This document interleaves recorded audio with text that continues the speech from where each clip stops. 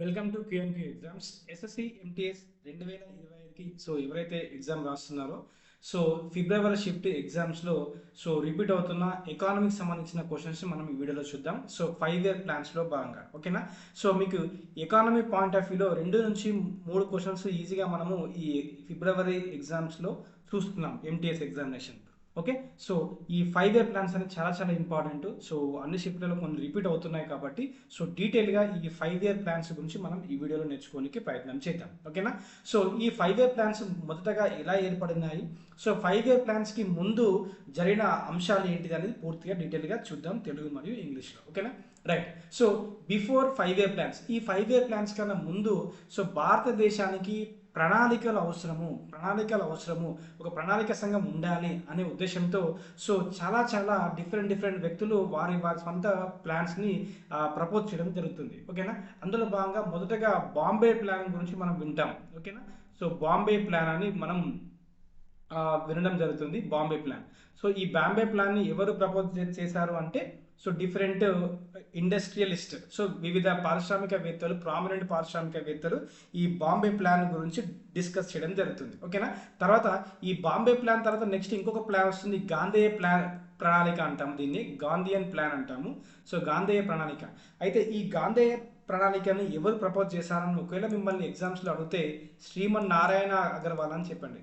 శ్రీమన్ నారాయణ అగర్వాల్. నేను షార్ట్ ఫామ్లో రాస్తుంది, అయితే అర్థం చేసుకోండి మిత్రులు. శ్రీమన్ నారాయణ అగర్వాల్ అనేవారు గాంధేయ ప్రణాళికను ప్రపోజ్ చేస్తారు. నెక్స్ట్ ఈ గాంధేయ ప్రణాళిక తర్వాత నెక్స్ట్ ప్రజా ప్రణాళిక అంటారు, పీపుల్ ప్లాన్ అని కూడా అంటారు. ప్రజా ప్రణాళిక దీన్ని ఎవరు ప్రపోజ్ చేస్తారంటే ఎంఎన్ రాయ్ గారు. ఓకే, ఎంఎన్ రాయ్ గారు ఈ ప్రజా ప్రణాళిక, దీన్ని పీపుల్స్ ప్లాన్ అని కూడా అంటారు.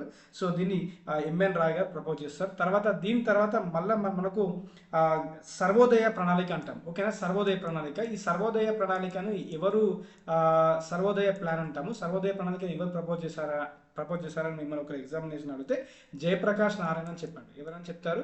జయప్రకాష్ నారాయణ అని చెప్పండి. అయితే ఇవన్నీ Bombay plan, Gandhi plan, next ప్రజా ప్రణాళిక, ఓకే.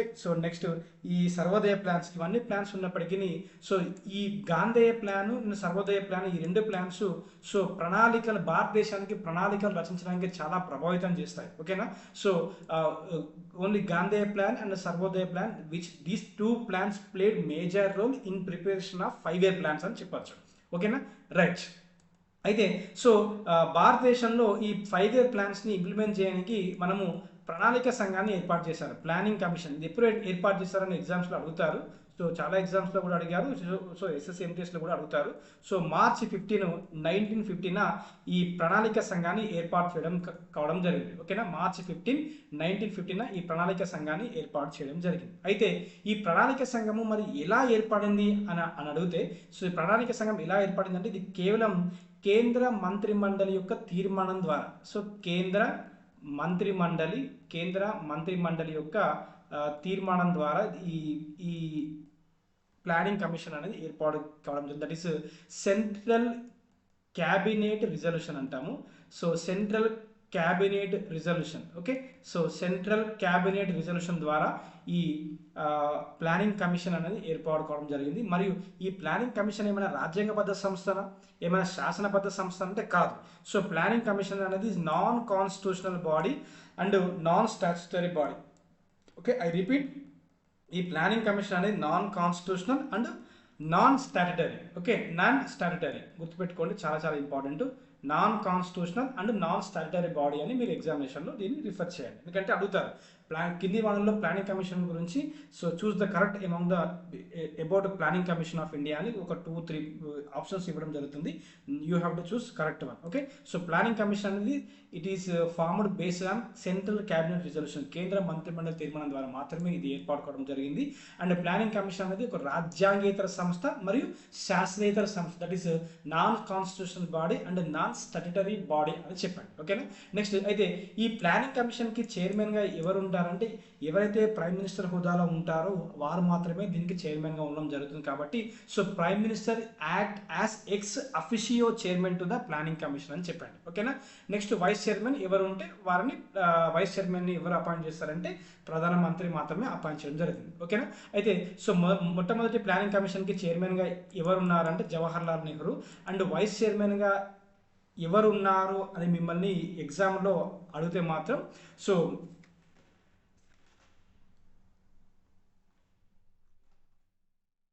సారీ ఈ ఎవరైతే ఎక్స్ అఫీషియల్ చైర్మన్గా ఉంటారో వాళ్ళు మాత్రమే దీనికి చైర్మన్గా ఉండడం జరుగుతుంది. సో మొదటి వారు Jawaharlal Nehru. And first vice chairman ఎవరు అంటే గుల్జారీలాల్ నందా, జిఎల్ నందా. ఓకే, గుల్జారీలాల్ నందా అని చెప్పండి. Okay, so Gulzarilal Nanda. Okay, Gulzarilal Nanda.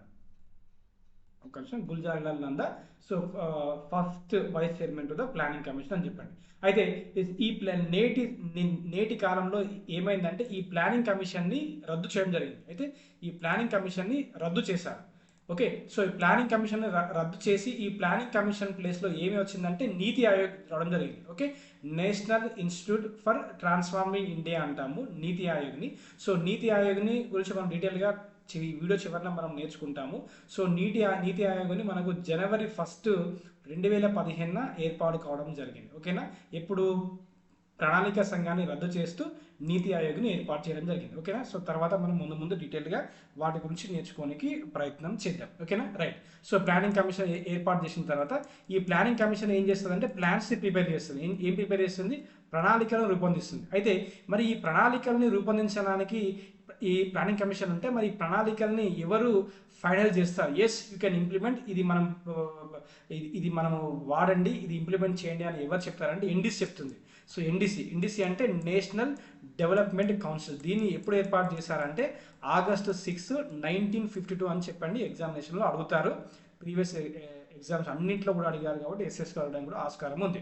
Okay, so planning commission అనే ప్రణాళిక సంఘం ప్లాన్స్ రూపొందిస్తే వాటిని అప్రూవ్ చేసేది ఎవరయ్యా అంటే ఎన్డీసీ, నేషనల్ డెవలప్మెంట్ కౌన్సిల్ అని అంటారు. దీన్ని ఎప్పుడు ఏర్పాటు చేశారంటే August 6, 1952 అని చెప్పండి. సేమ్ ఎన్డీసీ కూడా సెంట్రల్ క్యాబినెట్ రిజల్యూషన్ సిసిఆర్ అంటున్నాను, షార్ట్ ఫామ్ రాసిన అర్థం చేసుకోండి. సెంట్రల్ క్యాబినెట్ రిజల్యూషన్ ద్వారా ఏర్పాటు కావడం జరిగింది. ఇది కూడా non constitutional body and non statutory body అని చెప్పండి. సేమ్ ఇది కూడా non constitutional and non statutory. కేవలం ఇది క్యాబినెట్ రిజల్యూషన్ ద్వారా మాత్రమే ఇది కూడా ఏర్పాటు కావడం జరిగింది. ఓకేనా. రైట్. సేమ్ నీతి ఆయోగ్ కూడా అలాగే ఏర్పడుతుంది. సేమ్ నీతి ఆయోగ్ కూడా సెంట్రల్ క్యాబినెట్ రిజల్యూషన్ ద్వారా మాత్రమే ఏర్పడుతుంది. అది కూడా నాన్ కాన్స్టిట్యూషనల్, నాన్ స్టాట్యుటరీ. 3 గుర్తుపెట్టుకొని కన్ఫ్యూజ్ చేసి ఎగ్జామ్స్లో అడుగుతారు. బోత్ ప్లానింగ్ కమిషన్, ఎన్డీసీ మరియు నీతి ఆయోగ్ ప్రణాళిక సంఘం ప్లేస్లో ఏర్పాటు కావడం జరిగింది. నీతి ఆయోగ్ కూడా సేమ్, ఇది కూడా సెంట్రల్ క్యాబినెట్ రిజల్యూషన్ ద్వారా మాత్రమే ఏర్పడింది. ఇది కూడా non constitutional, non statutory body, రాజ్యాంగేతర సంస్థ, ఇది శాసనస్థిర సంస్థ. ఓకే, రైట్, అలా చెప్పండి. ఓకేనా. రైట్. అయితే సో ఈ ప్లానింగ్ కమిషన్ రద్దు చేసి నీతి ఆయోగ్ ఏర్పాటు కావడం జరిగింది కదా. సో మొదటి ప్లానింగ్ కమిషన్ యొక్క చైర్మన్ ఎవరు అంటే Jawaharlal Nehru. And vice chairman, okay, vice chairman ఎవరు అంటే గుల్జారీలాల్ నందా అని చెప్పండి. అయితే చివరి ప్లానింగ్ కమిషన్ యొక్క చైర్మన్ ఎవరు అంటే so Manmohan Singh. Okay, doctor Manmohan Singh. అదేవిధంగా చివరి ప్లాన్ పూర్తి కాక ముందుకే మన కొత్త బీజేపీ ప్రభుత్వం ఏర్పడుతుంది కాబట్టి అప్పుడు నరేంద్ర మోడీ గారు కూడా సో కొంత సమయం వరకు చైర్మన్షిప్గా ఉండడం జరుగుతుంది అప్ టు 2015 వరకు. ఓకేనా. అయితే చివరి వైస్ చైర్మన్ ఎవరు అడుగుతారు? ప్లానింగ్ కమిషన్ యొక్క చివరి వైస్ చైర్మన్ ఎవరు అని అడిగితే సో మాంటెక్ సింగ్ అహ్లూవాలియా అని చెప్పండి. మాంటెక్ సింగ్ అహ్లూవాలియా. ఓకే, మాంటెక్ సింగ్ అహ్లూ, మీ షార్ట్ ఫామ్లో గుర్తు రాస్తున్నాను, దయచేసి అర్థం చేసుకోండి. మాంటెక్ సింగ్ అహ్లూవాలియా సో చివరి ప్రణాళిక సంఘానికి వైస్ చైర్మన్గా కొనసాగడం జరుగుతుంది. ఓకే, అయితే మొదటి ప్రణాళిక ఫస్ట్ 5-year ప్లాన్ గురించి డీటెయిల్గా మనం ఈ వీడియోలో నేర్చుకుందాం. సో మొదటి 5-year ప్లాన్ని ఒక పాలనా కాలం అడిగితే మీరు చెప్పండి 1951 నుంచి 1956 వరకు మొదటి ప్రణాళిక కాలం ఉంటుంది. అయితే ఇక్కడ కొంచెం ఇంపార్టెంట్ పాయింట్ మీరు రాస్తాను, గుర్తుపెట్టుకోండి. మన భారతదేశాన్ని మిశ్రమ ఆర్థిక వ్యవస్థగా పరిగణిస్తారు. ఎలా అంటే సో మనకు 1948లో మొదటి పారిశ్రామిక తీర్మానాన్ని మనం చేసుకుంటాం. Okay, in the year of 1948 after our independence. So భారతదేశానికి స్వాతంత్రం వచ్చిన తర్వాత సో 1948లో so first IPR, so first industrial polity resolution, first IPR అంటారు దీన్ని, గుర్తుపెట్టుకోండి, ఫస్ట్ ఐపీఆర్. సో ఫస్ట్ మొదటి పారిశ్రామిక విధాన తీర్మానం ద్వారా భారతదేశ ఆర్థిక వ్యవస్థని మిక్స్డ్ ఎకానమీగా వర్ణించడం జరుగుతుంది. Mixed economy, our Indian economy is the mixed economy అని చెప్పండి, మిక్స్డ్ ఎకానమీగా వర్ణించడం జరుగుతుంది. ఓకే, సో అయితే సో నెక్స్ట్ సెకండ్ ఐపీఆర్ కూడా ఉంటుంది, అది ఇన్ ద ఇయర్ ఆఫ్ 1956, అది కూడా చెప్తున్నాను. సెకండ్ ఐపీఆర్ 1956లో ఏర్పాటు కావడం జరుగుతుంది, విచ్ ఈస్ సెకండ్ ఐపీఆర్. అడుగుతారు ఫస్ట్ ఐపీఆర్ కాలం, సెకండ్ ఐపీఆర్ కాలం అడుగుతారు. అండ్ ఇంపార్టెంట్, సెకండ్ ఐపీఆర్ని ఏమంటారు అంటే భారత ఆర్థిక రాజ్యాంగం అంటారు. ఏమంటాం? భారత ఆర్థిక రాజ్యాంగం.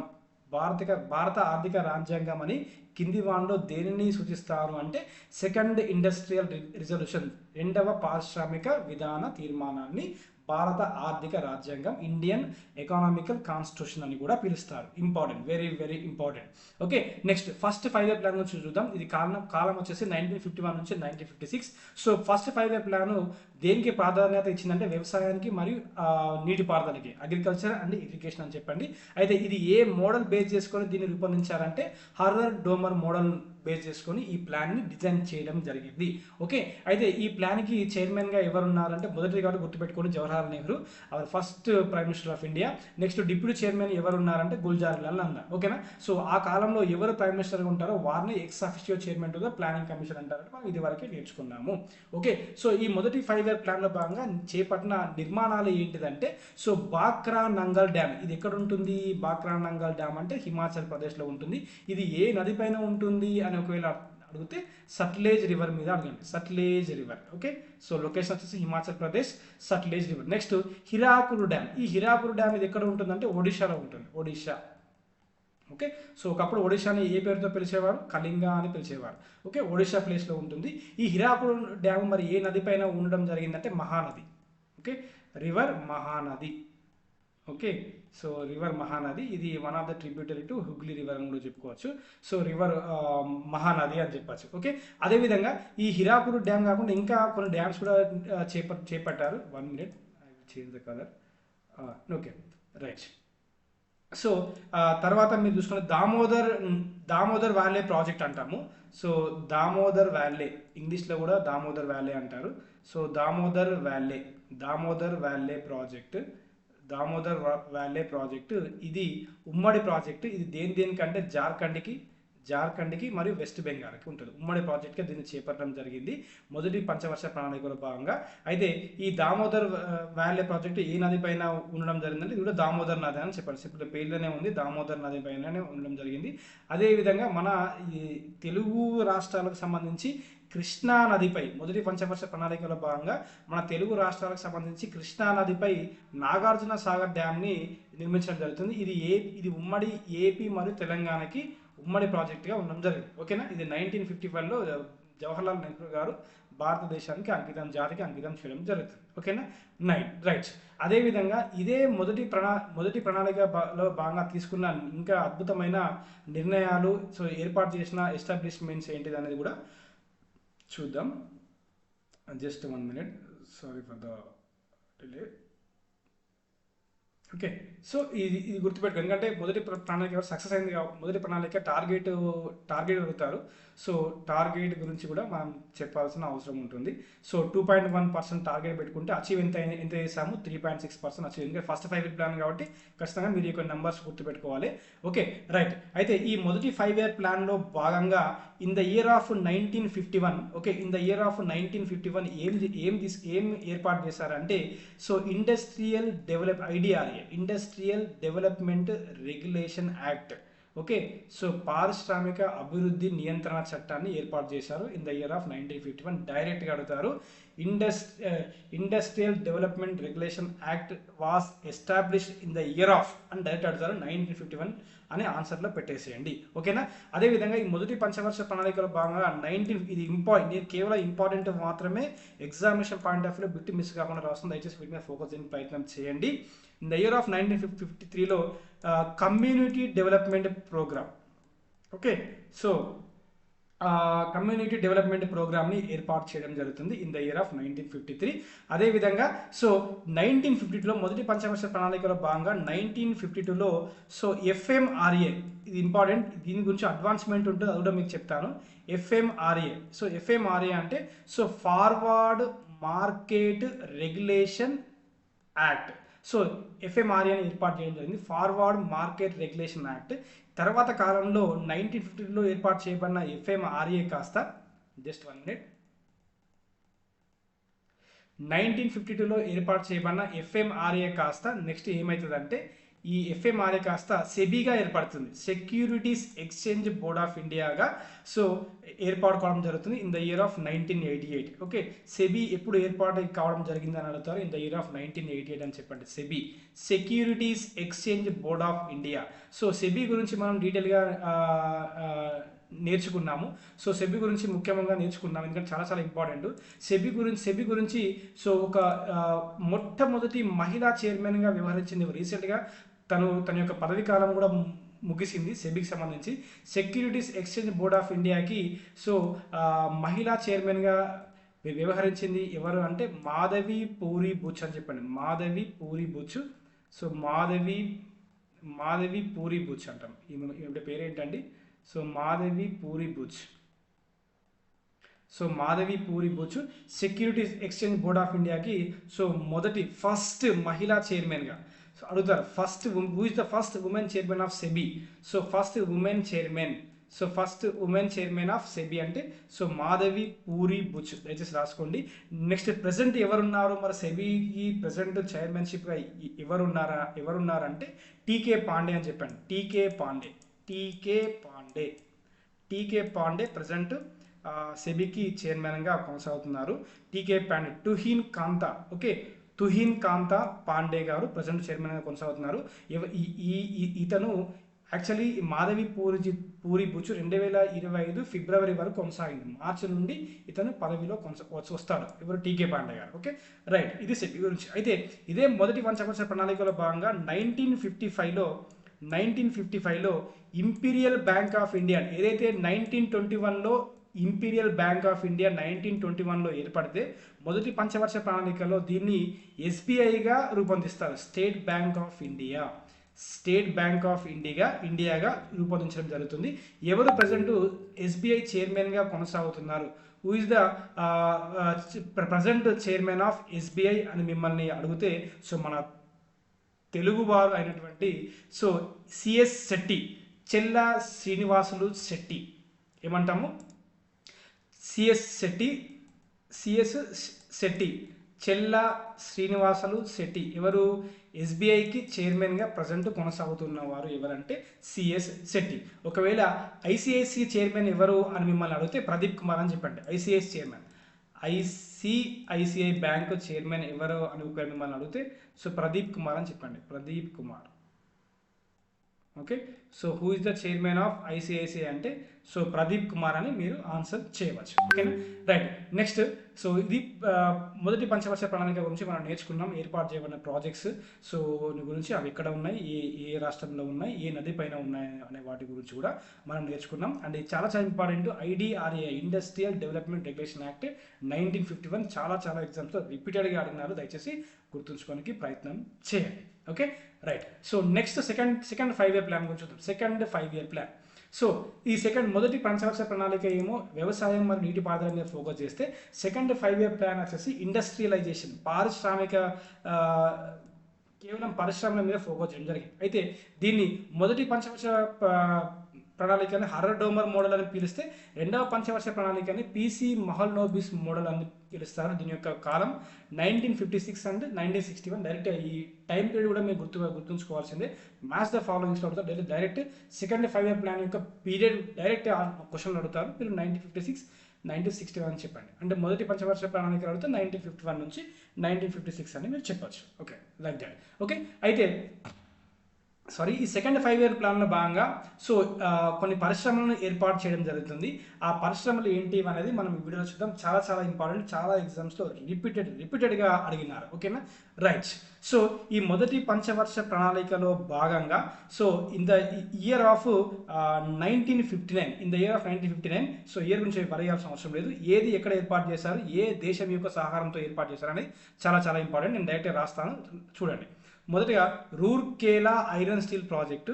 So Rourkela, okay, Rourkela iron and steel, ఇది షార్ట్కట్లో ఎలా గుర్తుపెట్టుకోవాలని కూడా నేను చెప్తాను, దయచేసి గుర్తుపెట్టుకోండి. Okay, Rourkela iron steel project ఇది ఎక్కడ ఉందంటే ఒడిశాలో ఉంది. ఓకే, ఒడిశా.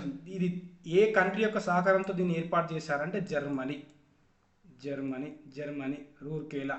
ఓకే, రాకి మావో తీయండి, రూర్మా అవుతుంది. అప్పుడు రూర్కేలా ఎవరి సహాయంతో అంటే జర్మనీ సహాయంతో అని చెప్పండి. So Rourkela iron steel project, iron and steel ఫ్యాక్టరీని సో ఎక్కడ ఏర్పాటు చేశారు, ఒడిశాలో ఏర్పాటు చేశారు. ఏ కంట్రీ సహాయంతో అంటే జర్మనీ అని చెప్పండి. సో రైట్, ఓకేనా. సో అదేవిధంగా Durgapur iron steel project, iron steel factory Durgapur. Okay, ఇంగ్లీష్లో కూడా దుర్గాపూర్ అంటున్నారు, దయచేసి అర్థం చేసుకోండి. And Durgapur iron and steel factory. So Durgapur iron steel factory. తర్వాత మన ఏపీలో ఉన్న విశాఖ, అది కూడా తర్వాత ప్లాన్లో చూపిస్తాను. ఇప్పుడు సెకండ్ 5 ఇయర్ ప్లాన్లో దాన్ని ఏర్పాటు చేయలేదు, దాని సంగతి తర్వాత చూపిస్తాను, ఇప్పుడేం అవసరం లేదు. Durgapur iron and steel factory వచ్చేసి ఇది ఎక్కడ ఉంటుందంటే వెస్ట్ బెంగాల్. ఓకే, సో ఇది వెస్ట్ బెంగాల్ ఉంటుంది. ఇది ఇంగ్లాండ్ సహాయంతో, ఓకే, ఇంగ్లాండ్ సహాయంతో ఇది ఏర్పాటు చేశారు. షార్ట్ ఫామ్లో మీకు గుర్తుంచుకోవాలంటే దుయి అనండి, దుయి. So Durgapur iron steel factory West Bengal, England సహకారంతో ఏర్పాటు చేయడం జరిగింది. అయిపోయింది. ఓకేనా. నెక్స్ట్ బిలాయ్. సో బిలాయ్ అడుగుతారు, ఈ బిట్సే ఎస్ఎస్సి ఎగ్జామ్స్లో అడుగుతున్నారు. Okay, Bhilai. So Bhilai iron and steel factory. So Bhilai iron and steel project ఇది ఎక్కడ ఉందంటే ఛత్తీస్గఢ్లో ఉంది. సో మరి ఈ బిలాయ్ ఐరన్ స్టీల్ ప్రాజెక్ట్ ఎవరి సహకారంతో ఏర్పాటు చేశారంటే రష్యా. సో రష్యా సహకారంతో దీన్ని ఏర్పాటు చేయడం జరిగింది, ఈ ఛత్తీస్గఢ్లో ఉండడం జరిగింది. ఓకేనా, రష్యా. నెక్స్ట్ సో ఇదే సెకండ్ 5 ఇయర్ ప్లాన్లో భాగంగా సో నైవేలి లిగ్నైట్ కార్పొరేషన్ ఏర్పాటు చేస్తారు, అది తమిళనాడులో. Neyveli NCL. So Neyveli NLC, Neyveli lignite corporation, అది తమిళనాడులో ఏర్పాటు చేయడం జరిగింది. Next integral coach factory ICF, ఇది తమిళనాడు పేరంబూర్లో ఉంటుంది. ఇంటిగ్రల్ కోచ్ ఫ్యాక్టరీ కూడా సెకండ్ 5 ఇయర్ ప్లాన్లో ఏర్పాటు చేయడం జరిగింది. ఓకేనా, రైట్. నెక్స్ట్ ఈ సెకండ్ 5 ఇయర్ ప్లాన్లో భాగంగా ఒక ప్రాముఖ్యమైనది మనకు ఉంది, అదేంటిదంటే భారతదేశము సో రూపాయిని ప్రామాణిక ద్రవ్యంగా అంటే స్టాండర్డ్ కరెన్సీగా ఏ సంవత్సరంలో దీన్ని ఆమోదంలోకి వచ్చిందంటే 1957లో గుర్తించారు.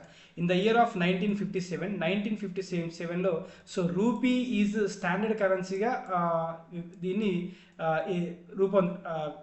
వర్ణించారు. ఓకే, 1957లో రూపీ భారతదేశం యొక్క ప్రామాణిక ద్రవ్యంగా, ఓకే, స్టాండర్డ్ కరెన్సీగా రూపీని పేర్కొనడం జరిగింది. In the year of 1957 direct అడతారు, in which year rupee declared as standard currency of India అంటే ఇన్ ద ఇయర్ ఆఫ్ 1957 అని మీరు ఆన్సర్ చేయండి. ఓకేనా, రైట్. సో నెక్స్ట్ ఇదే సెకండ్ 5 ఇయర్ ప్లాన్లో భాగంగా ఎల్ఐసిని ఏర్పాటు చేస్తారు.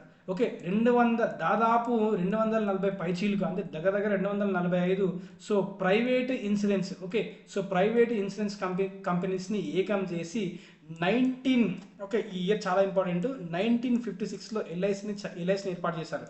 లైఫ్ ఇన్సూరెన్స్ కార్పొరేషన్ ఆఫ్ ఇండియాని 1956లో సెకండ్ 5 ఇయర్ ప్లాన్లో భాగంగా దీన్ని ఏర్పాటు చేయడం జరిగింది అని మీరు గుర్తుపెట్టుకోండి. ఓకేనా, రైట్. అయితే సో ఇందాక మనము లైక్ ఫస్ట్ 5 ఇయర్ ప్లాన్లో మనము ఎస్బీఐ గురించి డిస్కస్ చేసినాము. 1955లో ఇంపీరియల్ బ్యాంక్ ఆఫ్ ఇండియాని నుండి ఎస్బీఐగా మారడం జరుగుతుంది. అయితే ఇంపీరియల్ బ్యాంక్ ఆఫ్ ఇండియా ఎప్పుడు ఏర్పడిందని మిమ్మల్ని ఒక ఎగ్జామినేషన్లో అడిగితే ఇన్ ద ఇయర్ ఆఫ్ 1921 అని మీరు ఆన్సర్ చేసేయండి, సరిపోతుంది. ఓకేనా, right. So this is complete information about second 5 year plan. Next third 5 year plan. Okay, ఈ థర్డ్ 5 ఇయర్ ప్లాన్ గురించి మనం డిస్కస్ చేద్దాం. ఓకే, సో ఈ థర్డ్ 5 ఇయర్ ప్లాన్ యొక్క పాలనా కాలం 1961 అండ్ టు 1966. ఓకే, 1961 నుంచి 1966. ఓకే, 1961 నుంచి 1966 వరకు దీన్ని ఏర్పాటు చేయడం జరిగింది. ఓకేనా, అదేవిధంగా సో ఇంకొక వెరీ వెరీ ఇంపార్టెంట్ ఏంటిదంటే జస్ట్ 1 మినిట్. సో ఇదే సెకండ్ 5 ఇయర్ ప్లాన్ 1957లో అటామిక్ ఎనర్జీ కమిషన్ ఏఈసి అని షార్ట్లో రాస్తున్నాను. Atomic energy commission AEC atomic energy కమిషన్ని 1957లోనే ఏర్పాటు చేస్తారు. తర్వాత ఐఏడిపి అంటారు, ఇంకొకటి 1960లో ఐఏడిపి ఏర్పాటు చేస్తారు. అది ఐఏడిపి అంటే intensive agricultural district programme.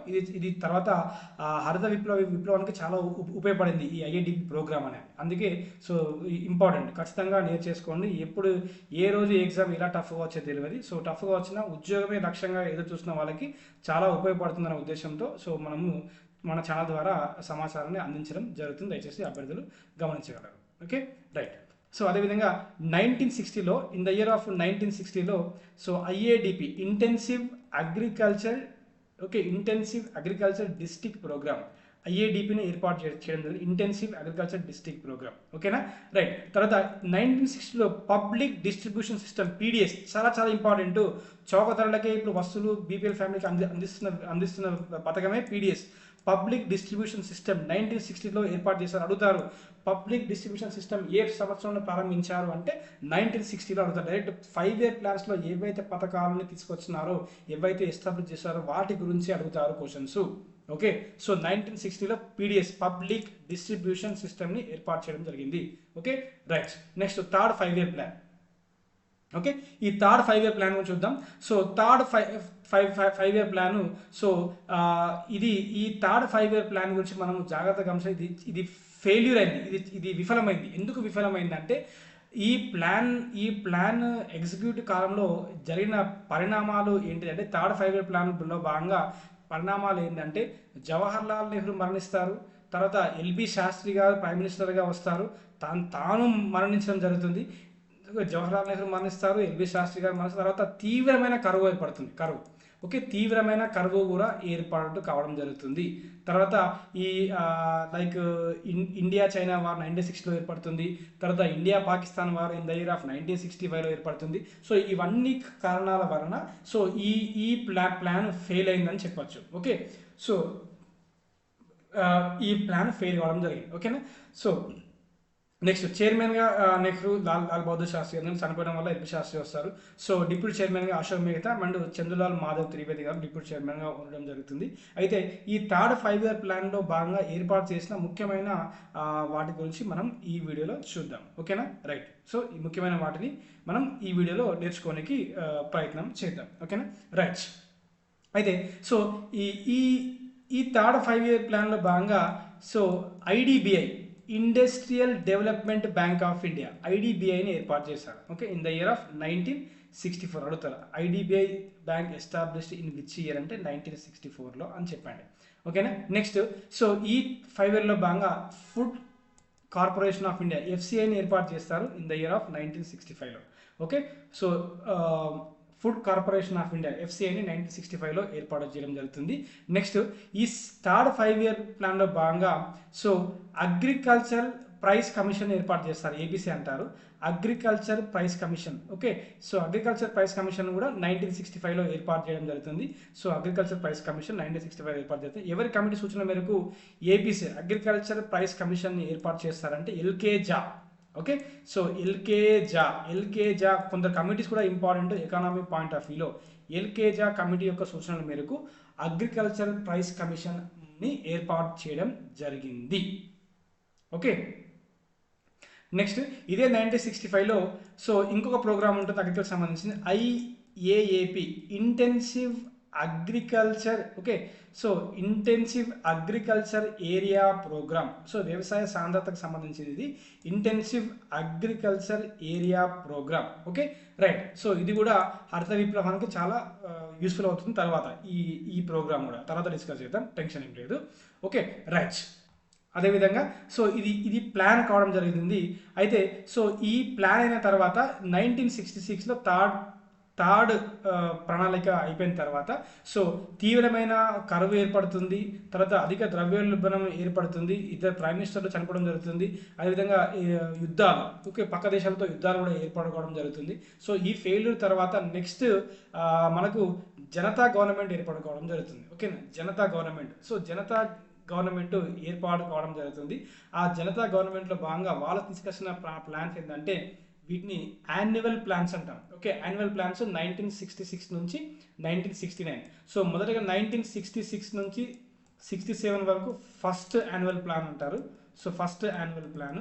Next 1967 నుంచి 68 వరకు second annual plan, second AP second annual plan. Okay, next 1968 నుంచి 69 వరకు, 1968 నుంచి 69 వరకు థర్డ్ యాన్యువల్ ప్లాన్. ఏమంటామండి? Third annual plan. అయితే ఎందుకు ప్రణాళిక విరామం? డైరెక్ట్ ఎగ్జామ్లో అడుగుతారు. So what is the period of plan holiday అని మిమ్మల్ని అడిగితే 1966 to 69. సో ప్లాన్ హాలిడే అంటే ఇది పంచవర్ష ప్రణాళికలకు ప్లాన్ హాలిడే, బట్ యాన్యువల్ ప్లాన్స్కి మాత్రం ప్లాన్ హాలిడే కాదు. ఈ గ్యాప్లో ఏం చేసినారంటే సో యాన్యువల్ ప్లాన్స్ని ఇంట్రడ్యూస్ చేస్తారు. ఏ గవర్నమెంట్ యాన్యువల్ ప్లాన్స్ని ఇంట్రడ్యూస్ చేసిందని మిమ్మల్ని అడిగితే సో జనతా గవర్నమెంట్ అని మీరు ఆన్సర్ చేయొచ్చు. ఓకే, జనతా గవర్నమెంట్ అని మీరు ఆన్సర్ చేయొచ్చు. Okay, right. నెక్స్ట్, సో ఈ యాన్యువల్ ప్లాన్స్లో భాగంగా in the year of 1967 second annual ప్లాన్లో భాగంగా ఇన్ ద ఇయర్ ఆఫ్ 1967 మన హైదరాబాద్లో ఈసీఐల్ని ఏర్పాటు చేశారు, electronic corporation of India limited. Okay, MTS ఎగ్జామ్స్లో ఎలా అడుగుతారంటే ECIL was established in the year of 1967 అని మీరు ఆన్సర్ చేయండి. ఇలాగే పడతాయి. ఇది ఎక్కడికి వచ్చింది? 5 year ప్లాన్స్లో వాళ్ళకే వచ్చింది. అది మీకు అర్థం అవ్వాలి. ఎప్పుడు తెలుస్తుంది? ఈ 5 year ప్లాన్స్లో ముఖ్యమైన ఎస్టాబ్లిష్మెంట్స్ మీరు నేను ఫోకస్ చేస్తే మీకు అర్థమవుతుంది, ఈజీగా మీరు ఆన్సర్ చేసిన వారు అవుతారు. ఓకేనా, రైట్. సో ఈ యాన్యువల్ ప్లాన్స్, ఇది ఈ ప్లాన్ హాలిడే కదా, ఈ పీరియడ్లో ఏం చేశారు? యాన్యువల్ ప్లాన్స్ని ఇంట్రడ్యూస్ చేశారు, ఏపీస్ యాన్యువల్ ప్లాన్స్. సో ఈ యాన్యువల్ ప్లాన్స్ని ఇంకో విధంగా ఏమని పిలుస్తారంటే పిగ్మీ ప్లాన్స్ అని కూడా అంటారు.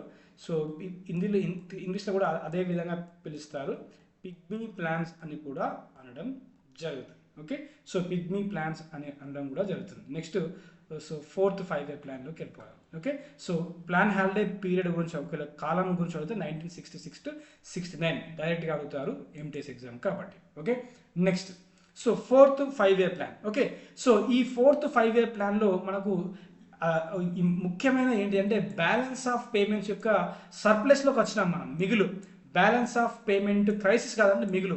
So economic reforms, LPG reforms కన్నా ముందు మనకి ఏమైందంటే బీఓపీ క్రైసిస్ ఏర్పడుతుంది.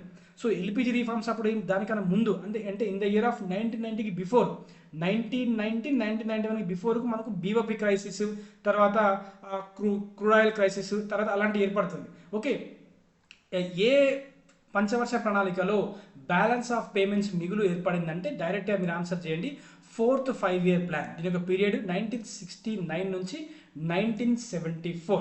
Okay, right. సో ఈ 4th 5 year ప్లాన్లో వీటి గురించి ఏం డిస్కస్ చేయకండి, అంత ఏం అవసరం లేదు. ఈ 4th 5 year ప్లాన్లో మేజర్గా ఏం జరిగినాయి అంటే బ్యాంకులని నేషనలైజ్ చేశారు. ఎన్ని బ్యాంకులు అంటే 14 ప్రైవేట్ బ్యాంక్స్ని. ఓకే, సో 14 పీబీస్ అంటాం, నేను షార్ట్ కట్ రాసుకుని దయచేసి అర్థం చేసుకోండి.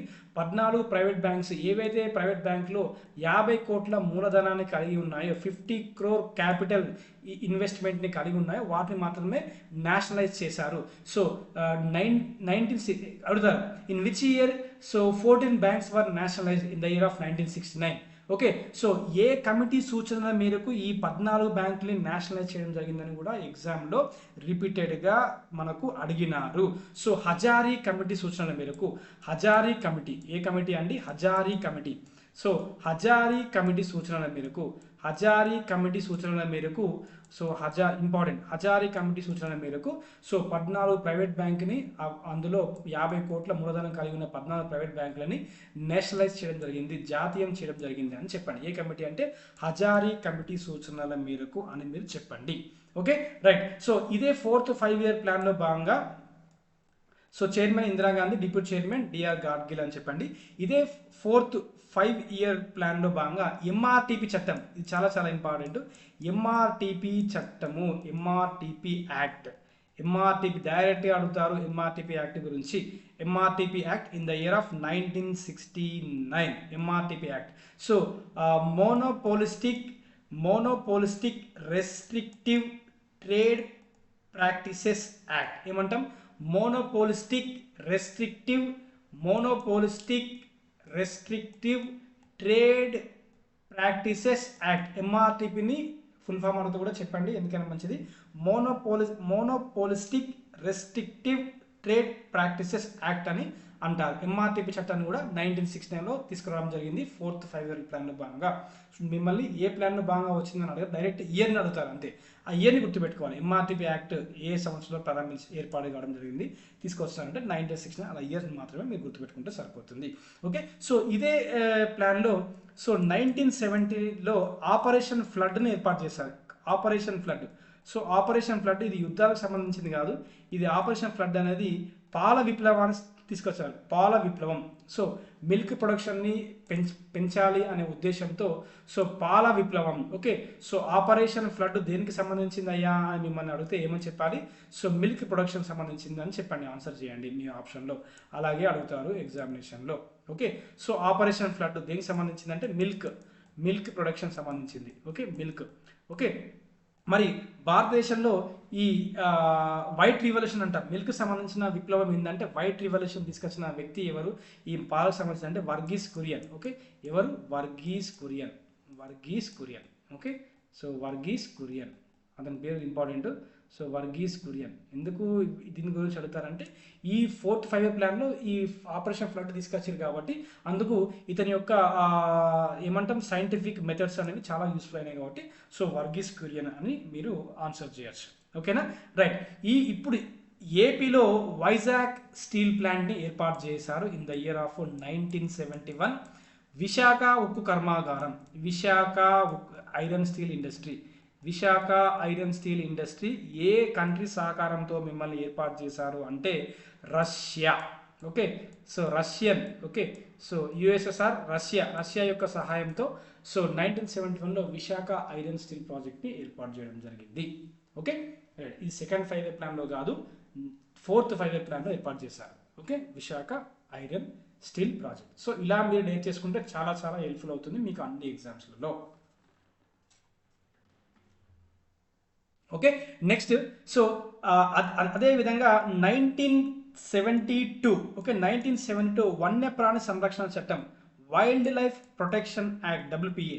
సో వన్యప్రాణి సంరక్షణ చట్టాన్ని కూడా తీసుకురావడం జరిగింది. చాలా ఎగ్జామ్స్లో అడుగుతారు.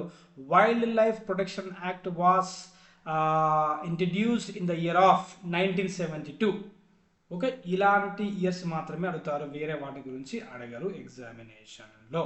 ఓకే, సో బీఓఫీ మిగులు ఏర్పాటు జరిగింది. ఒక ఇయర్ అడిగితే ఇన్ ద పీరియడ్ ఆఫ్ 1970-73 పీరియడ్లో బ్యాలెన్స్ ఆఫ్ పేమెంట్ మిగులు సర్ప్లస్లోకి వచ్చినాము. Okay, so before 1991 LPG reforms.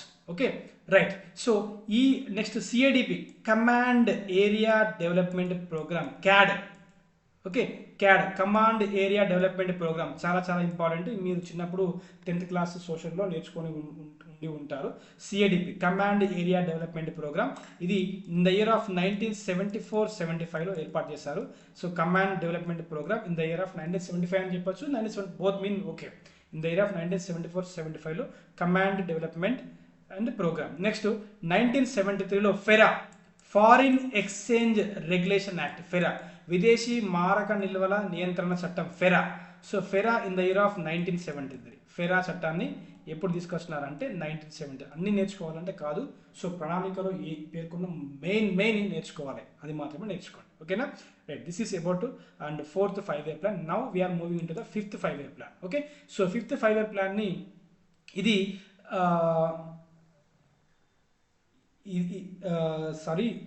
నేను ఇందాక ఈ మన యాన్యువల్ ప్లాన్స్ అన్నాం కదా. సో యాన్యువల్ ప్లాన్స్లో అక్కడ మొరార్జీ దేశాయి గవర్నమెంట్. ఓకే, అది తెలుసు మీకు. అదే Janata. Okay, no issue, Janata government వాళ్ళే, అలా ఏం లేదు. ఓకే, నెక్స్ట్ ఇది చూడండి. సరే, next so 5th 5-year plan. So 5th 5-year ప్లాన్ని గరీబీ హఠావో నినాదంతో వచ్చింది. ఈ 5th 5-year ప్లాన్ని సంవత్సరం ముందే టెర్మినేట్ చేశారు. In which of the following 5-year plans terminated sorry sorry okay okay 1 year before terminate చేయబడిన లేదా ఒక సంవత్సరానికి ముందే రద్దు చేయబడిన ప్రణాళిక ఏంది అని మనం అడిగితే డైరెక్ట్గా మీరు ఆన్సర్ చేయండి 5వ ప్రణాళిక 5th 5-year plan. Okay so ఈ ఇందిరాగాంధీ గారు ఉండడం జరుగుతుంది. సో గరీబీ హఠావో నినాదాన్ని తీసుకొచ్చారు. దీన్ని పేదరిక నిర్మూలన ప్రణాళిక అని కూడా అంటారు. ఏమని అంటారు? సో పేదరిక నిర్మూలన. ఓకే సో పేదరిక నిర్మూలన ప్రణాళిక అని కూడా అంటారు. ఏమంటారు? సో పేదరిక నిర్మూలన ప్రణాళిక అని కూడా అంటారు. గరీబీ హఠావో అని కూడా అంటారు. ఓకే 20 సూత్రాల పథకము 20 point ఫార్ములా చాలా చాలా ఇంపార్టెంట్. సో 20 సూత్రాల పథకము ఏ ప్రణాళికలో భాగంగా ఇంప్లిమెంట్ చేశారు అంటే మీరు చెప్పండి. 5th 5-year plan in the year of 1975 under the leadership of prime minister Indira Gandhi గారు. ఓకే సో 1975 ఇది కొంచెం మనకు ఏపీ తెలంగాణ ఆ మూమెంట్లలో కూడా వీటి గురించి డిస్కస్ చేస్తారు. మీరు స్టేట్ ఎగ్జామ్స్ అవుతాయి. Okay right next so Narasimhan committee సూచన ఇదే 5-year ప్లాన్లో regional rural banks okay regional rural banks RRBs okay ఎన్ని ఏర్పాటు చేస్తారో ఒక 5 ఏర్పాటు చేస్తారు. నరసింహన్ కమిటీ సూచనల మేరకు Narasimhan committee on the recommendation of Narasimhan committee regional rural banks. ఇక్కడ ఎకానమీ పాయింట్ ఆఫ్ వ్యూలో మిమ్మల్ని క్వశ్చన్స్ రీజనల్ రూరల్ బ్యాంక్స్ని ఏ కమిటీ సిఫార్సు మేరకు ఏర్పాటు చేసినారు అంటే నరసింహన్ కమిటీ సిఫార్సు మేరకు రీజనల్ రూరల్ బ్యాంక్స్ని ఏర్పాటు చేశారని మీరు చెప్పండి. Next food for work okay food పనికి ఆహార పథకం. ఫుడ్ ఫర్ వర్క్ FWP అనే షార్ట్కట్ రాస్తున్నాను. ఫుడ్ ఫర్ వర్క్ ఓకే పనికి ఆహార పథకాన్ని కూడా ఏర్పాటు చేయడం జరిగింది in the year of 1977. Okay next ITDA okay so integrated tribal development agencies అంటాము. సో ITDAస్ని కూడా 1975లో ఏర్పాటు చేయడం జరుగుతుంది. ITDAs సో మీరు దీనికి సంబంధించి గుర్తుపెట్టుకోవాల్సింది గరీబీ హఠావో నినాదం ఇది పేదరిక నిర్మూలన ప్రణాళిక అంటాము.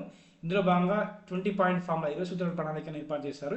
ఇందులో భాగంగా రీజనల్ రూరల్ బ్యాంక్ని నరసింహన్ కమిటీ సిఫార్సుల మేరకు ఏర్పాటు చేస్తారు అని చెప్పండి. తర్వాత వర్క్ పనికి ఆహార పథకాన్ని ఏర్పాటు చేయడం జరిగింది అండ్ ITDA కుదిరితే ప్రయత్నం చేయండి అంతే. సో ఈ 5-year ప్లాన్లో భాగంగా ఈ ఇంకోటి సంవత్సరం ముందే ఓకే సో బిఫోర్ 1 year టర్మినేషన్కి ఓకే అంటే ఇది పాలనా కాలం ముగియక ముందే 1 year before okay so 1 year బిఫోరే దీన్ని రద్దు చేసి సో నెక్స్ట్ ఏం తీసుకొస్తారంటే రోలింగ్ ప్లాన్స్ అంటాము. రోలింగ్ ప్లాన్స్ నిరంతర ప్రణాళికలు అంటాము తెలుగులో. సో రోలింగ్ ప్లాన్స్ అడుగుతారు. ప్లాన్ హాలిడే అనేది మనం ఇంతవరకు పీరియడ్ గుర్తుంచుకున్నాం ప్లాన్ హాలిడే అని ఓకే అదేవిధంగా ఈ రోలింగ్ ప్లాన్ యొక్క అది కూడా గుర్తుంచుకోవాలి. ప్లాన్ హాలిడే మనం 1966 to 69 ఓకే ప్లాన్ హాలిడే ఈ పీరియడ్ గుర్తుంచుకోవాలి. అదేవిధంగా రోలింగ్ ప్లాన్స్ కూడా ఎప్పుడు ఇంట్రొడ్యూస్ చేస్తారంటే in the year of 1978 and 98 అడు డైరెక్ట్ అడుగుతారు. Rolling choose the period of rolling plans 1978 to 1980. దీన్ని గుర్తుపెట్టుకోవాలంటే మీరు 5-year ప్లాన్కి 1 year బిఫోరే అని గుర్తుపెట్టుకుంటే సరిపోతుంది. ఇది తెలిస్తే 5th 5-year ప్లాన్ తెలిస్తే మీకు ఆటోమేటిక్గా రోలింగ్ ప్లాన్ని మీరు గుర్తుపట్టడానికి అవకాశం ఉంటుంది. అయితే ఈ రోలింగ్ ప్లాన్లో భాగంగా అత్యధిక రుణాత్మక negative growth rate okay highest negative growth rate ఏ ప్లాన్లో ఏర్పడిందంటే రోలింగ్ ప్లాన్స్లో ఏర్పాటు కావడం జరిగింది. అయితే ఈ రోలింగ్ ప్లాన్స్ని మన భారతదేశంలో ఈ రోలింగ్ ప్లాన్ని సజెస్ట్ చేసిన వారు ఎవరంటే సో ప్రొఫెసర్ లాగ్డావాలా. ఎవరండి? ప్రొఫెసర్ లాగ్డావాలా. ఎవరు అతను? Professor Lakdawala. So professor Lakdawala ఈ రూలింగ్ ప్లాన్స్ని మన ఇండియాకి సూచిస్తారు. సో ప్రపంచంలో ఎవరు సూచించారు అని మిమ్మల్ని అడిగితే స్వీడన్ దేశస్థులైనటువంటి ఓకే మిర్దర్ ఓకే స్వీడన్ దేశస్థులైనటువంటి మిర్దర్ ఓకే గున్నార్ మిర్దర్ అంటాము. గున్నార్ మిర్దర్. సో గున్నార్ మిర్దర్ ఓకే గున్నార్ మిర్దర్ ఈ రోలింగ్ ప్లాన్స్ని ప్రపంచానికి సూచిస్తాడు. సో మన ఇండియాలో అయితే ప్రొఫెసర్ లాగ్డావాలా అప్పటి ప్రభుత్వానికి రోలింగ్ ప్లాన్స్ గురించి సూచించడం జరుగుతుంది. Okay right. సో మరి ఈ రోలింగ్ ప్లాన్లో భాగంగా ఏ పీరియడ్లో హైయెస్ట్ నెగిటివ్ గ్రోత్ అత్యధిక రుణాత్మక వృద్ధి రేటు దట్ ఈస్ -5.9%. ఇది ఏ సంవత్సరంలో నమోదైంది అని ఒకవేళ మిమ్మల్ని అడిగితే in the year of 1979 and 1980, in the year of 1979, 1980 ఈ కాలంలో అత్యధిక రుణాత్మక వృద్ధి రేటుని నమోదు చేయడం జరిగింది. That is -5.9%. Okay, next so ఈ రోలింగ్ ప్లాన్లో భాగంగా ఇది ఇంపార్టెంట్. 1978లో IRDP integrated rural development programme, very very important. Okay, IRDP integrated rural development ప్రోగ్రామ్ని ఏర్పాటు చేయడం జరిగింది. ఓకేనా, ఐఆర్డిపి. ఓకే, సో ఇలా మీరు నేర్చేసుకుంటే మీకు సో ఫర్దర్గా ఎగ్జామినేషన్లో మీకు చాలా చాలా యూస్ఫుల్గా ఉంటుంది. ఓకే, ఈ రోలింగ్ ప్లాన్ గురించి కొంచెం డీటెయిల్గా మనం నేర్చేసుకున్నాము. అదే okay, yes. Okay, rolling plan గురించి అంతే అండి, ఇంకేం లేదు. Next 7th 5-year plan. 5th అయిపోయింది కదా, 6th 5-year ప్లాన్లో పెద్దగా ఏం లేదు. ఒక టైం గుర్తుపెట్టుకోండి. రోలింగ్ ప్లాన్ 78 to 80 తర్వాత next 6th 5-year plan in the year of 1980 నుంచి 1985. Next 7th 5-year plan. So 7th 5-year plan 1985 నుంచి 1995 వరకు. సో ఈ 7th 5-year ప్లాన్లో సో మనము దీన్ని ఇక్కడ మెయిన్గా జవహర్ రోజ్గార్ యోజన. ఓకే, ఈ 7th 5-year ప్లాన్లో భాగంగా ఇంట్రొడ్యూస్ చేసింది ఏంటిదయ్యా మిమ్మల్ని అడిగితే సో మీరు చెప్పచ్చు Jawahar Rozgar Yojana. Okay, so Jawahar Rozgar Yojana. Okay, so దీనికన్నా ముందు జవహర్ రోజ్గార్ యోజన దీనికన్నా ముందు నేను కొంచెం 6th 5-year ప్లాన్ గురించి కొంచెం డీటెయిల్గా చెప్తాను. నేను మర్చిపోయాను, 1 minute, just 1 minute. 6th 5-year ప్లాన్లో కొన్ని ముఖ్యమైన సంఘటనలు చోటు చేసుకున్నాయి. అది కూడా మీకు ఎగ్జామినేషన్ పాయింట్ ఆఫ్ వ్యూ అడిగినారు కాబట్టి సో చెప్పడానికి నేను ప్రయత్నం చేస్తాను. I'm sorry for the skip. Right, అయితే సో ఈ 6th 5-year ప్లాన్ కాలం వచ్చేసి 1980 నుంచి 1985 కదా. ఈ 6th 5-year ప్లాన్ని హిందూ గ్రోత్ రేట్ని అచీవ్ చేస్తుంది, హిందూ గ్రోత్ రేట్ని అధిగమిస్తుంది. Hindu growth rate, GR, Hindu growth rate. Okay, so Hindu growth rate ఏంటిదంటే which is 3.5% of the GDP, which is approx 3.5% of the GDP, gross domestic product అంటాం కదా. 3.5% of the GDP which is annual growth rate అని చెప్పొచ్చు. Hindu growth రేట్ని అధిగమించిన ప్రణాళిక, పంచవర్ష ప్రణాళిక ఏంది అని మిమ్మల్ని అడిగితే 6th 5-year ప్లాన్ అని చెప్పండి. 6th 5-year plan Hindu growth రేట్ని అధిగమించిన 5-year ప్లాన్ ఏందని మిమ్మల్ని అడిగితే 6th 5-year ప్లాన్ అని మీరు చెప్పచ్చు. అయితే ఈ హిందూ గ్రోత్ రేట్ ఏంటి డైరెక్ట్ అడుగుతారు, what's the Hindu growth rate అడిగితే 3.5% ఆఫ్ ద జీడిపి, సింప్లీ 3.5% అని చెప్పండి. ఓకేనా, అయితే ఈ హిందూ గ్రోత్ రేట్ని పరిచయం చేసింది ఎవరు, ఎవరు కాయిన్ చేశారంటే రాజ్ రామకృష్ణన్ అంటారు. ఇతని పేరు రాజ్ కృష్ణన్. ఓకే, సో రాజ్ కృష్ణన్ అనే అతను హిందూ గ్రోత్ రేట్ని సూచించడం జరిగింది. ఇతను అప్పుడు ఒక సీనియర్ ఎకానమిస్ట్గా ఉండడం జరుగుతుంది, సీనియర్ ఎకానమిస్ట్. ఓకే, నేను ఒక సీనియర్ ఎకానమిస్ట్గా ఉండడం జరుగుతుంది, హిందూ గ్రోత్ రేట్ని సూచించడం జరిగింది. ఓకేనా, రైట్. అదేవిధంగా ఈ 6th 5-year ప్లాన్లో భాగంగా సో మనకు ఏర్పడిన ముఖ్య సంఘటన ఏంటంటే నాబార్డ్ ఏర్పడుతుంది. NABARD, national agriculture bank for rural development. NABARD, national bank for agriculture and rural development, NABARD, NABR, NABARD. ఇది మీకు ఇది ఏ సంవత్సరంలో ఏర్పాటు చేస్తున్నారని డైరెక్ట్గా క్వశ్చన్స్ పడుతుంది. 1982లో, sorry, in the year of 1982లో నాబార్డ్ని ఏర్పాటు చేయడం జరిగింది. నాబార్డు ఏ కమిటీ సూచనల మేరకు national bank for agriculture and rural development, NABARD, NABARD. So Sivaraman committee సూచనల మేరకు, ఓకే, శివరామన్ కమిటీ యొక్క సూచనల మేరకు నాబార్డ్, ఈ కమిటీలు కూడా చాలా చాలా ఇంపార్టెంట్. ఎందుకంటే వారు సూచించిన రికమెండేషన్స్కి వారి యొక్క అధ్యయనాలు బేస్ చేసుకొని వీటిని ఏర్పాటు చేశారు కాబట్టి వాళ్ళకి ప్రాముఖ్యత ఇవ్వాల్సిందే ఎగ్జామినేషన్ పాయింట్ ఆఫ్ వ్యూలో కాబట్టి మిమ్మల్ని అడుగుతారు. సో నాబార్డ్ 1980లో ఏర్పాటు చేయడం జరిగింది. ఏ కమిటీ సూచన మేరకు ఏర్పాటు చేయడం జరిగిందని మిమ్మల్ని అడిగితే షివరామన్ కమిటీ సూచన మేరకు నాబార్డ్ ఏర్పాటు జరిగింది. ప్రెసెంట్ నాబార్డ్ చైర్మన్ ఎవరున్నారు అని మిమ్మల్ని ఒకవేళ అడిగితే కేవి షాజీ అని చెప్పండి. ఎవరు? కేవి షాజీ అనేవారు సో నాబార్డ్కి చైర్మన్గా ఉండడం జరిగింది. కేవి షాజీ ఎవరండి? సో కేవి షాజీ గారు మీకు నాబార్డ్కి చైర్మన్గా కొనసాగుతున్నారు ప్రజెంట్. ఓకే, అపాయింట్మెంట్స్లో నుంచి కూడా క్వశ్చన్స్ అడుగుతున్నారు కాబట్టి సో కేవి షాజీ. అదేవిధంగా ఈ 6th 5-year ప్లాన్లో భాగంగా FSI forest survey of India 1981లో ఏర్పాటు చేయడం జరిగింది. ఓకే, డైరెక్ట్ అడతారు. Forest survey of India was established in the year of, ఏ సంవత్సరంలో ఏర్పాటు చేశారంటే ఇన్ ద ఇయర్ ఆఫ్ 1981. ఈ ఫారెస్ట్ సర్వే ఆఫ్ ఇండియా మాత్రమే మనకు ఐఎస్ఎఫ్ఆర్ రిపోర్ట్ని ప్రిపేర్ చేస్తుంది. ISFR report, Indian states of forest report, ISFR ఇది ప్రతి 2 సంవత్సరాలకు ఒకసారి ఏర్పాటు కావడం జరుగుతుంది. సో ఎఫ్ఎస్ఐ కూడా ఇందులో భాగమే. Okay, right. Forest survey of India ఈ ఐఎస్ఎఫ్ఆర్ని రూపొందిస్తుంది. ఓకే, సో అది ఇంపార్టెంట్. ఓకేనా. నెక్స్ట్ ఇంకొక బ్యాంక్ ఉంటుంది, ఏమంటాం, ఎగుమతుల దిగుమతులకు సంబంధించిన ఒక బ్యాంక్ ఉంటుంది.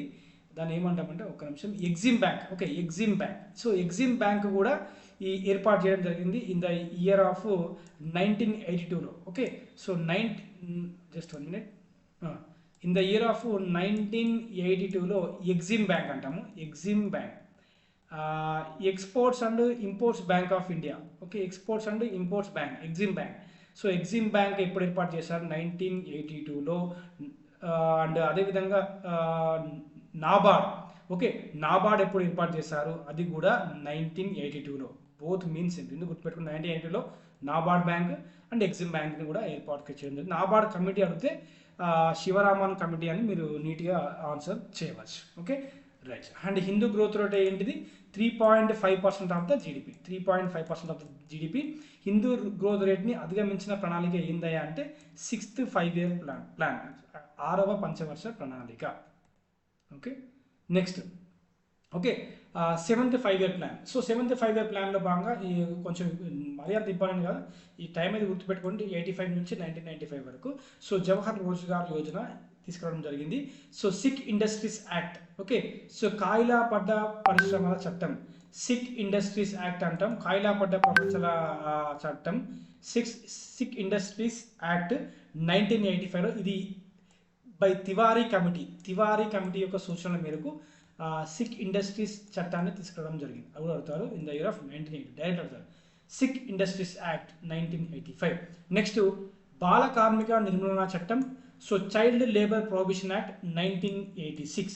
బాల కార్మిక నిర్మూలన చట్టం, child labour prohibition act 1986.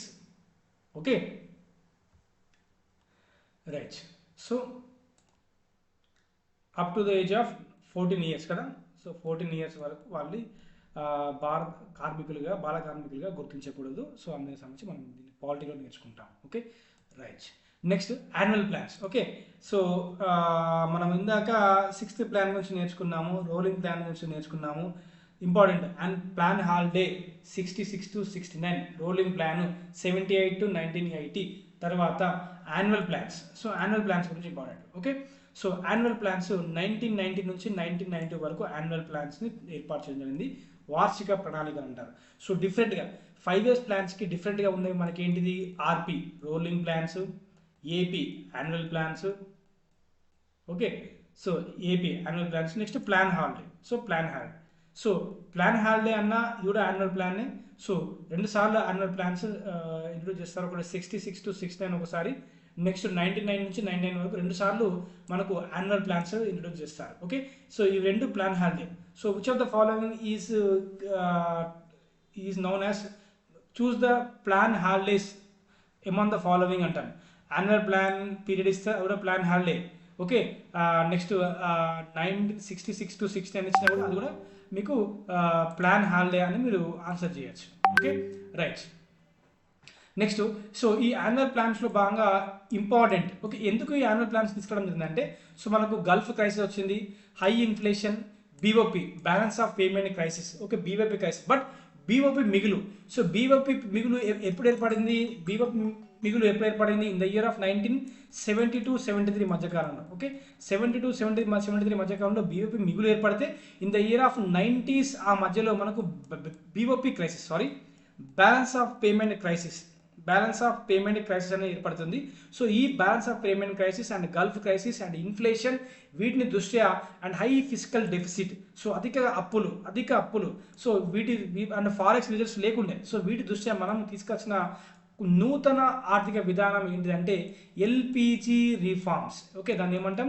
LPG reforms అంటాం. Liberalisation and privatisation. Okay, liberalisation, privatisation and globalisation, LPG reforms under the prime ministership of our Telugu person so PV Narasimha Rao, Pamulaparthi Venkata Narasimha Rao గారు. సో వారి హయాంలో తీసుకురావడం జరిగింది. అప్పుడు ఆర్థిక శాఖ మంత్రిగా ఉన్నది ఎవరు అని అడిగితే డాక్టర్ మన్మోహన్ సింగ్ గారు అని చెప్పొచ్చు. ఈ ఎల్పిజి నమూనాని ఇంకో విధంగా పిలుస్తారు. ఏమని పిలుస్తారు అంటే రావ్ మన్మోహన్ సింగ్ మోడల్ అని కూడా అని అంటారు. ఓకేనా, right.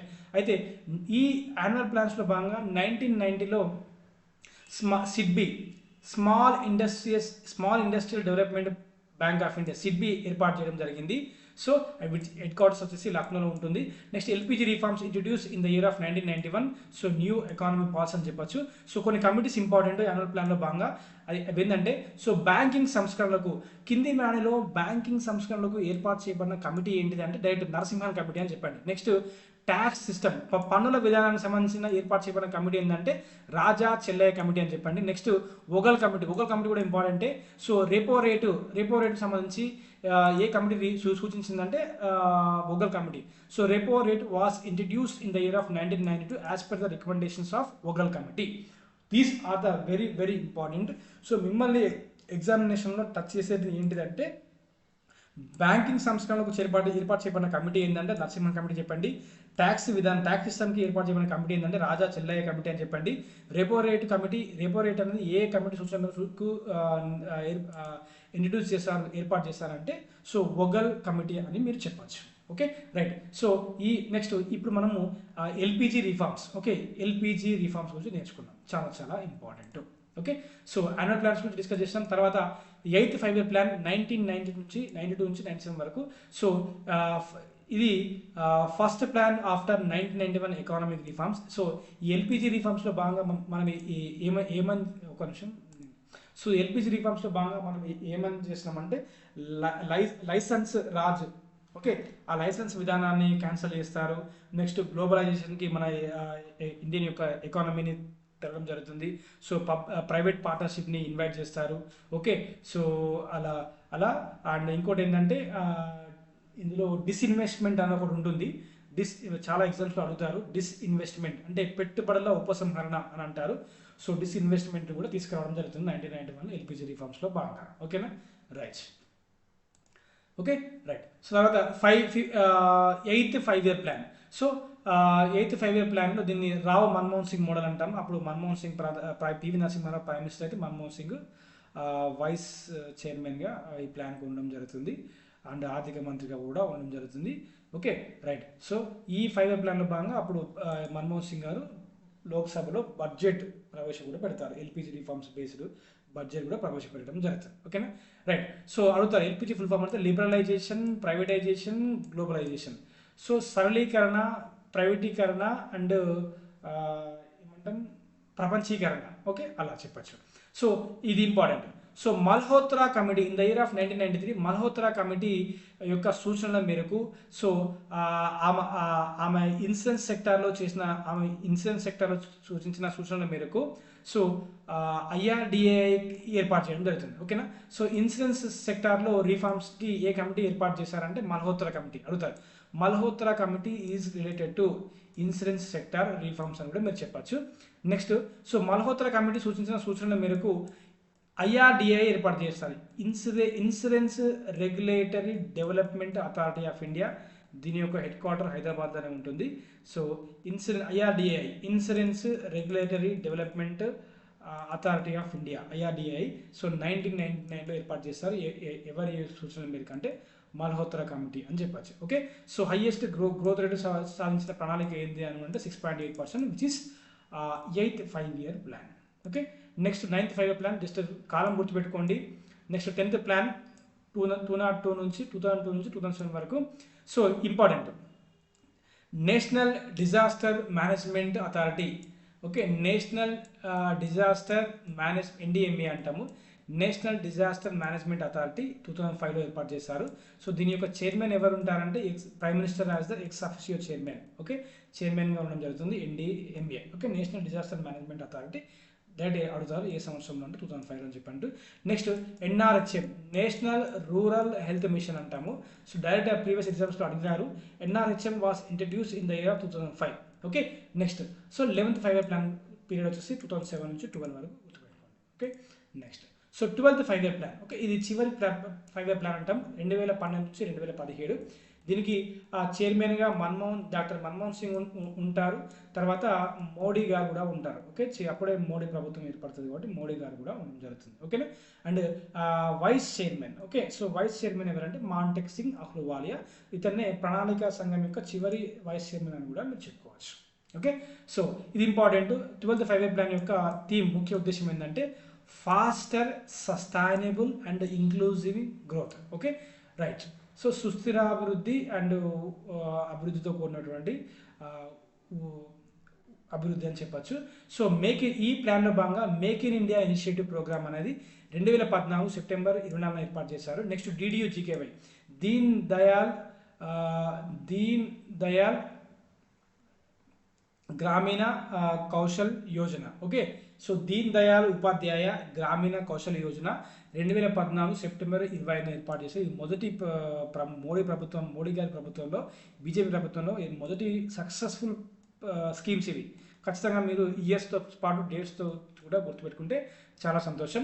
Next Beti Bachao Beti Padhao 2015 January 22న. Next Sukanya Samriddhi Yojana.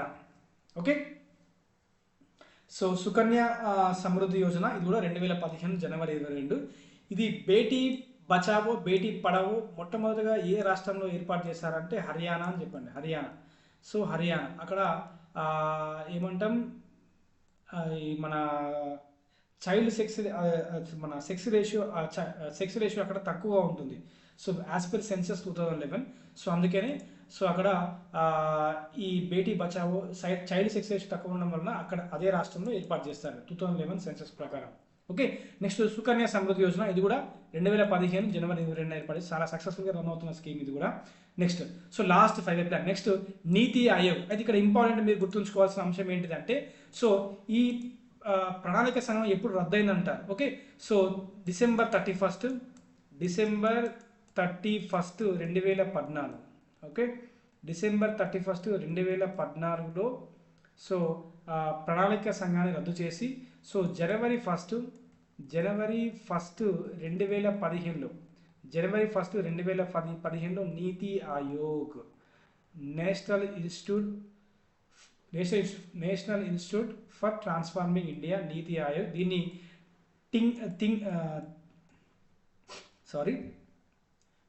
Think tank of India అని కూడా అంటారు. ఓకే, సో ఇది ఇంపార్టెంట్, అడుగుతారు.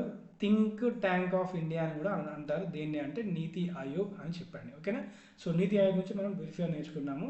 ఓకే, సో ప్రణాళిక సంఘం ఎప్పుడు రద్దయింది? So December 31, 2014. నీతి ఆయోగ్ ఎప్పుడు ఏర్పాటు చేశారు? నీతి ఆయోగ్ దేని స్థానంలో ఏర్పాటు చేశారంటే సో ప్రణాళిక సంఘం PCI స్థానంలో ఏర్పాటు చేశారు. ఓకే, అది ఓకే నేర్చుకుందాం మనము నీతి ఆయోగ్ గురించి. ఓకే, ఇక్కడ నేను కొన్ని ఇంపార్టెంట్ రాయాలనుకుంటున్నాను, దయచేసి నోట్ చేసుకోవడానికి ప్రయత్నం చేయండి. March 15, 1950 so PCI, planning commission of India. Okay, August 6, 1952 NDC, August 6, 1952 NDC, national development council. Okay, next December 31 so 2014 PCI రద్దు, ప్లానింగ్ కమిషన్ రద్దయింది. జనవరి 1 సో జనవరి 1, 2015 నీతి ఆయోగ్ ఏర్పాటు. సో నీతి ఆయోగ్ ఏర్పాటు ఇవి నేర్చేసుకోండి, చాలా చాలా ఇంపార్టెంట్ మీకే. Okay, right. సో నేషనల్, దీని యొక్క ఫుల్ ఫామ్ ఏంటిది? National institute for transforming India చెప్పాము ఆల్రెడీ. సో నీతి ఆయోగ్ కూడా సెంట్రల్ క్యాబినెట్ CCR అంటే షార్ట్ కట్ రాసిన అర్థం చేసుకోండి. సెంట్రల్ క్యాబినెట్ రిజల్యూషన్ ద్వారా నీతి ఆయోగ్ ఏర్పాటు చేయడం జరిగింది. ఓకే, సో దీని యొక్క హెడ్ క్వార్టర్ న్యూఢిల్లీ. ఇది కూడా రాజ్యాంగ సంస్థ కాదు. ఓకే, ఇది non constitutional body, non statutory body, రాజ్యాంగేతర సంస్థ అండ్ శాసనేతర సంస్థ. ఓకే, రాజ్యాంగబద్ధమైన సంస్థ కాదు.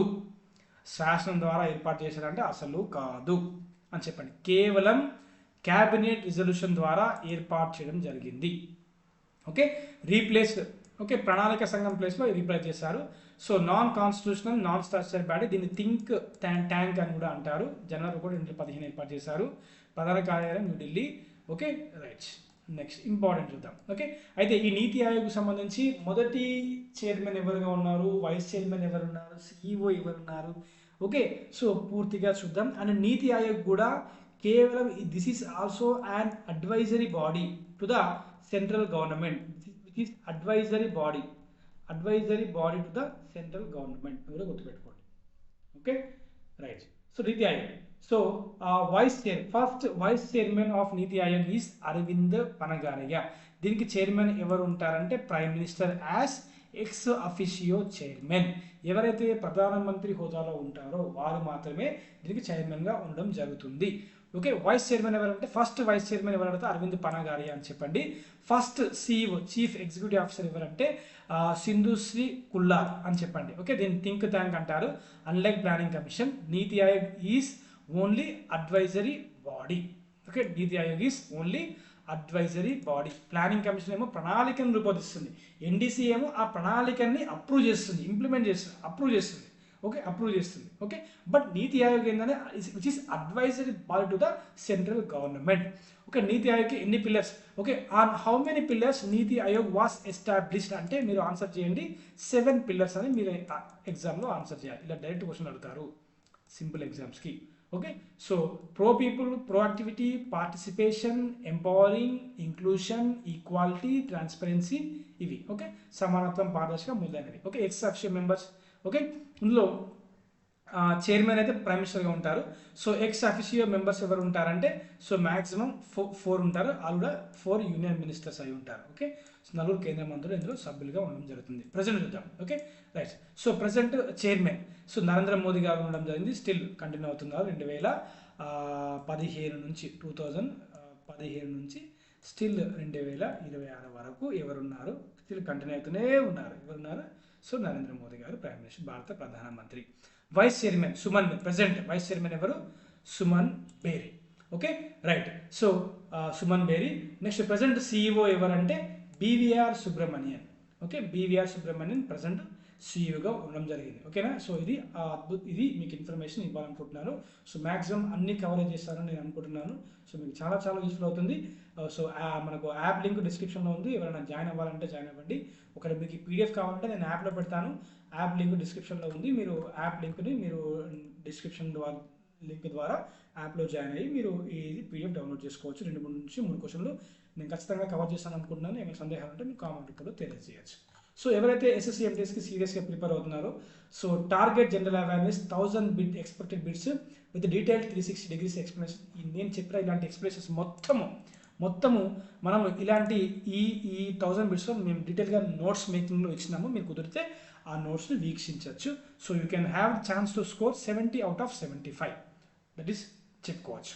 Next GK and current affairs video cells batch రెగ్యులర్గా క్లాసెస్ నడుస్తున్నాయి. సో స్టిల్ చివరి ఎగ్జామ్ అయినటువంటి ఫిబ్రవరి 19 వరకు మీకు ఈ క్లాసెస్ కొనసాగుతూ ఉంటాయి. మంచి అప్డేట్స్ కూడా మీరు పొందుతూ ఉంటారు. ఓకే, సో ఇందులో మీకు important PDFs everything. So here also PDFs అన్ని ఇచ్చినాము, మీరు డౌన్లోడ్ కూడా చేసుకోవచ్చు.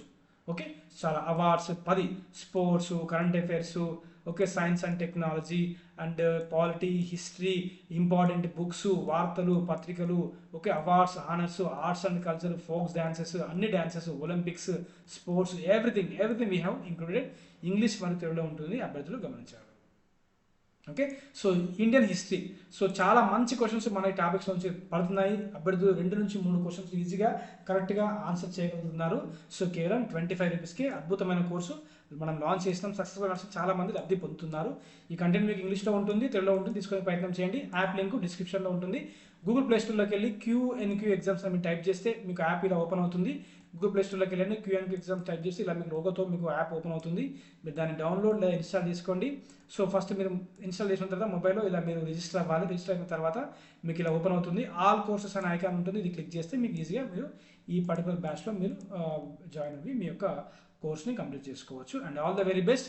సో నెక్స్ట్ వీడియోలో మీకు కుదిరితే నెక్స్ట్ వీడియోలో మీకు Khelo India youth games and sports అన్ని సో ఒలింపిక్స్ స్పోర్ట్స్ అన్నీ నేను చెప్తాను. దయచేసి మీరు ఛానల్ని సబ్స్క్రైబ్ చేసుకోవాల్సిందిగా కోరుతున్నాను. Okay, do subscribe our Q&Q exams. So కుదిరితే లైక్ చేసేయండి. ఓకే, అండ్ సబ్స్క్రైబ్ చేసుకోండి. మరిన్ని అద్భుతమైన అప్డేట్స్ ఇవ్వడానికి ప్రయత్నం చేస్తాను. That is from our side. Okay, and thank you very much. Have a nice day. So please do subscribe Q&Q exams.